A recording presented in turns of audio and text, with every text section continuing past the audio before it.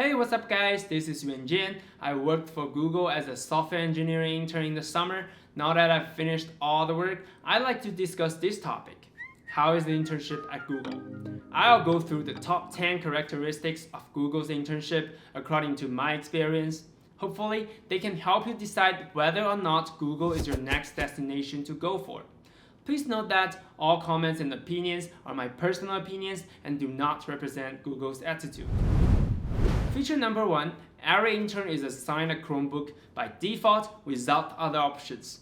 Most students like me are more familiar with a MacBook or a Windows machine. Almost none of us ever used Chrome OS.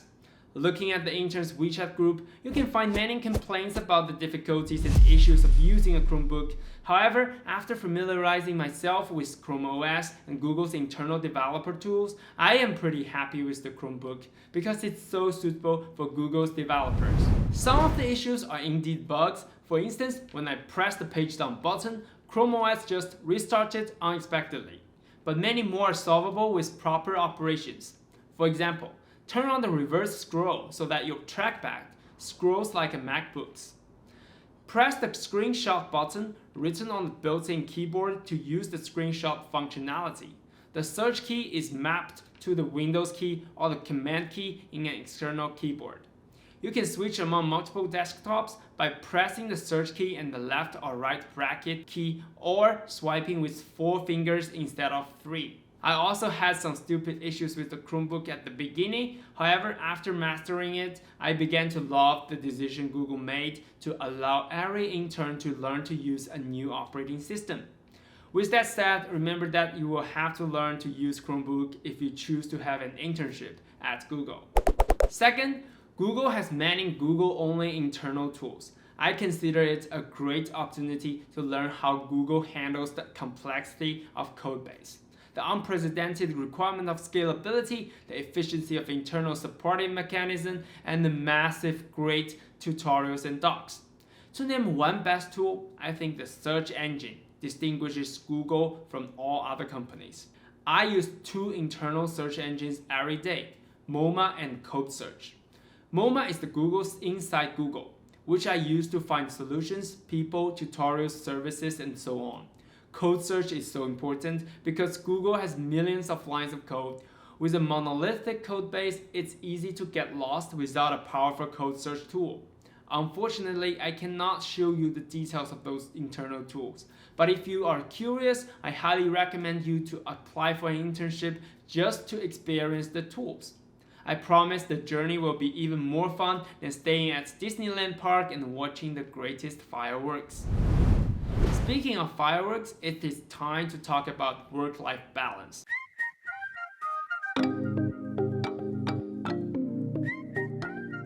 It is one of the most important factors to consider when deciding which company to apply for.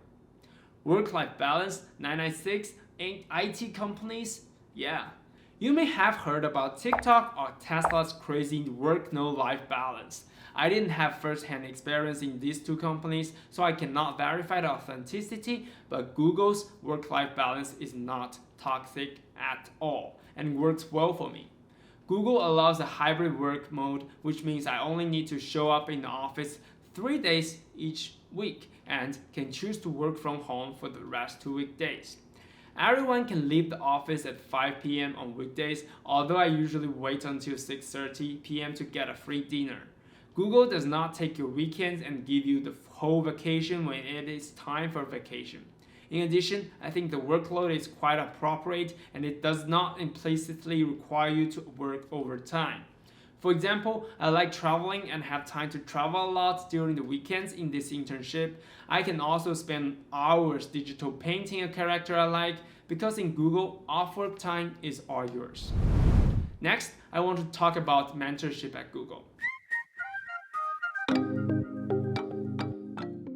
Each intern has a direct manager called the host and usually have a co-host designated by the host. They are the 2 people that you need to report to, and they are the ones that will write an evaluation for you. The host designed the whole intern project. Therefore, he is the one that should be most familiar with what you are going to do. When you have a question about the project code, he is the first person you should think of. In addition, Google matches each intern with a mentor based on your background and preferences. For instance, a first-generation college student may hope to find a mentor who is also first generation. A PhD student may expect their mentor to also have a PhD degree. Google will collect information like this and match a mentor to you. The mentor is usually from a team that is not directly related to your current team, and they will not participate in any evaluation. I greatly favor this setting because it offers me a place to ask silly questions without worrying about my performance. In practice, I usually DM my mentor in chat with my questions, and he almost always responds immediately if his laptop is within his reach. We will also schedule weekly one-on-one meeting to discuss everything I encountered at Google. Overall, the mentorship program works great for me and is one of my favorite features. The fifth great feature of Google is the free food. Google offers free breakfast, lunch, and dinner every weekday. This might not be a big deal for some people, but it's so important for a foreign student like me, who spends most of my school salary on monthly house rent and food. I have the skills to cook decent dishes, but very soon I found it quite time-consuming if I had to make 3 meals every day. It can easily take an hour to make one Chinese meal with 3 dishes, not counting the time I spend going to the market and buying food materials. Google's free food saved me a lot of time and helped me focus more on the work instead of the logistics. Feature number 6. Google gives free monitors, comfortable ergonomic chairs, and a height-adjustable desk for everyone. But that was after our team moved to the Bayview campus. Before that, I was not assigned a desk and worked without a monitor for a month. I'm lucky enough to be able to take a teammate's seat because she's transferring to another team. Many other interns have to book a temporary seat daily through a website. According to my experience, the available seats are very limited. I checked multiple times on different days. They are all fully booked. In that regard, I sincerely hope that Google settles down the seat assignment and monitors ordering before an intern's first day. Now that Bayview campus opens, I anticipate that in the future, when you apply for an internship, the situation might get improved. So what does Google provide in the office? First, I ordered 2 monitors at Google's expense, which both support Type-C to Type-C connection, allowing reverse charging. Multiple USB ports on the monitor works perfectly with my Chromebook when I connect the keyboard, mouse, and security key to it. However, I tried connecting the monitors to my MacBook and found that the USB ports on a monitor may not work well with a digital tablet or hard drive. Therefore, if you want to connect your hard drive or some other fancier devices, having a dedicated Type-C to USB adapter is important. The desk height is adjustable and you can stand working for an hour if your lower back feels tired. The chairs are Herman Miller's and I think the ergonomic design is comfortable and good for our health. Feature number 7. There are multiple micro kitchens on the campus where you can get free beverages, fruits, and snacks.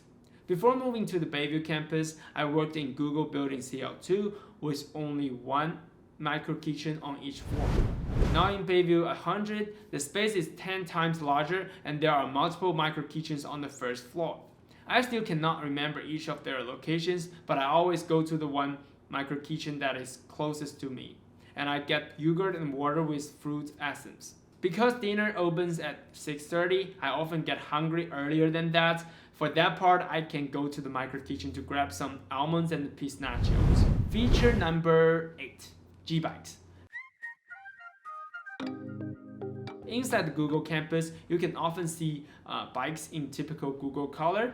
They don't have a lock and are free for everyone to use. I found the G-Bikes handy, especially when you are bored with the food options in your building and hope to go to another building to have lunch. To make driving more feasible, only one bridge connects the Bayview and Old campus. The bridge only allows for pedestrians and bikes. If I want to drive from Bayview to CL2, I have to go to US 101 and have a detour back. But if I ride a bike, it only takes 3 minutes to cross the bridge. I still hope that Google can build a bridge for cars, but at this moment, the G-Bikes are super useful and necessary. Feature number 9, the internal networking system. It is easy to reach anyone inside Google as long as you know their name. You can start a conversation with a VP by simply searching their name in the chat. Google also regularly organizes many events, including leadership talks. I attended one in person and talked to Cassandra Johnson's team face to face. I also connected to a video production team's VP because of my interest in video production. He responded quite positively and was looking for video production opportunities for me. In addition, it is easy to seek help inside Google when encountering a problem. For instance, one weekend I rented a car through Avis using Google's corporate rates. Google already has all the insurance for us, but I was still charged a high insurance fee at Avis counter. I was traveling with my girlfriend, so I didn't argue with Avis employees at the counter. After returning the vehicle, I filed a ticket inside Google, and very soon they connected to Avis, and Avis gave me a refund. From my perspective, information support and people are just universally accessible and useful at Google. Last but not least, Google's interview process. This might be the most concerning point for many of you. Don't tell me how the internship is, tell me how to get the internship offer. Google's interview procedure is quite objective compared to many other companies. For an engineering job, Google has 2 technical interviews and 1 or more rounds of team match interviews. The technical interviews ask you to solve some algorithm or data structure problems similar to those questions on LeetCode. You will pass the interviews as long as you can solve the problems in 40 minutes and give a correct implementation using your preferred programming language. Long story short, to obtain the internship opportunity, you need to be able to solve LeetCode style problems in a short amount of time. Even if you get stuck at some point, Google's interviewer will try their best to help you and guide you to the solution. If you pass the 2 code interviews, you are 80% safe of getting an offer. But you must still chat well with the team managers to have a good match. Okay, with the above 10 characteristics of Google, I believe you have your idea on whether to apply for Google next time.